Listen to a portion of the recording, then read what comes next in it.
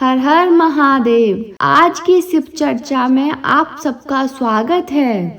संसार में अगर किसी देवता को सबसे भोला कहा गया है तो वो है महादेव, जिनके पास सब कुछ है फिर भी जो कुछ नहीं चाहते, जिनके सिर पर चांद है, गले में नाग है, शरीर पर भस्म है, लेकिन मन में सिर्फ करुणा भरी है। शिव वो है जो राजा होकर भी फकीर बन जाते हैं और फकीर होकर भी राजा से बड़े हो जाते हैं। उनकी लीला को समझ पाना आसान नहीं, क्योंकि वो भक्त की जरूरत देखकर अपना रूप बदल लेते हैं। एक दिन कैलाश पर्वत पर माता पार्वती 16 श्रृंगार कर रही थीं।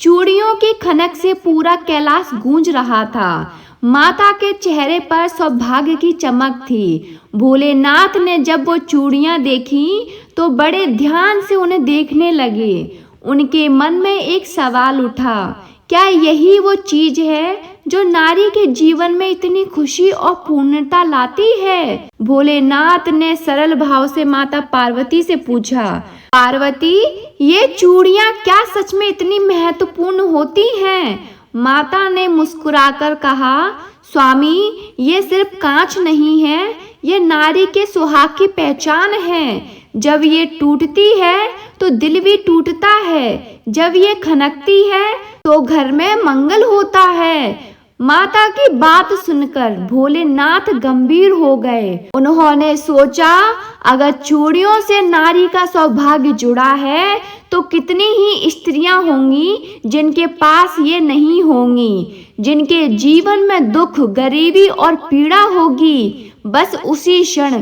भोले बाबा के मन में एक अद्भुत विचार आया, मैं स्वयं चूड़ी बेचने जाऊंगा। ना गणों को खबर हुई, ना नंदी को पता चला। भोलेनाथ ने एक साधारण चूड़ी वाले का वेश धारण किया, कंधे पर चूड़ियों की टोकरी, माथे पर भस्म और आंखों में करुणा। कैलाश से उतरकर वो धरती पर आए। उनकी चाल में साधारणता थी, लेकिन आभा में दिव्यता छुपी हुई थी। भोले बाबा गली गली आवाज लगाने लगे, चूड़ियां ले लो, सुहाग बढ़ाने वाली चूड़ियां। उनकी आवाज में कुछ ऐसा था कि जो भी सुनता ठहर जाता। स्त्रियां काम छोड़कर बाहर आने लगीं। किसी ने पहली बार किसी चूड़ी वाले को इतना शांति देने वाला देखा। पहले घर में एक स्त्री ने चूड़ी पहनी। उसके चेहरे की उदासी कुछ ही पलों में मुस्कान में बदल गई। जिस घर में रोज कलह होता था वहां अचानक शांति छा गई। घर के बच्चे हंसने लगे।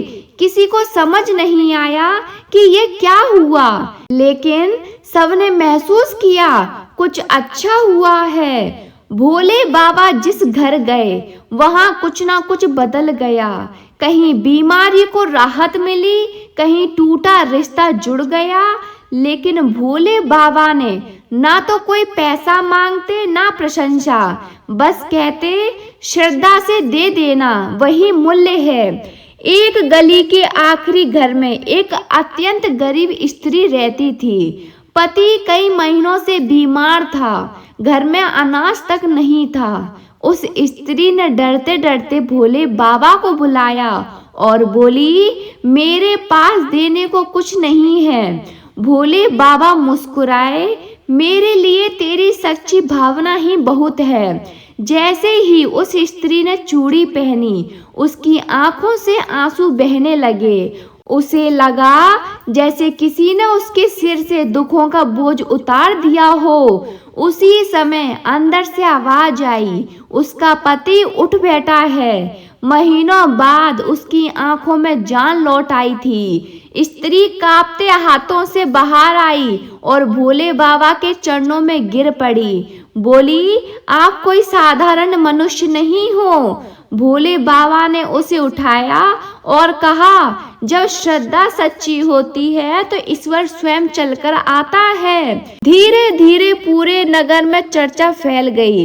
एक चूड़ी वाला आया है जिसके पास चूड़ियां नहीं चमत्कार है। लोग दौड़ दौड़कर आने लगे, लेकिन जिस क्षण लोगों में लालच आया उसी क्षण भोले बाबा वहां से आगे बढ़ गए, क्योंकि शिव वहां रुकते हैं जहां भक्ति होती है, सौदेबाजी नहीं, जहां श्रद्धा होती है, स्वार्थ नहीं। यही शिव का नियम है। वो मंदिर में भी उतने नहीं मिलते जितने किसी दुखी के द्वार पर मिल जाते हैं। माता पार्वती ने कैलाश पर ध्यान लगाया और मुस्कुरा दी। उन्हें सब समझ आ गया। उनके भोलेनाथ संसार में नारी के सौभाग्य की रक्षा करने निकले हैं।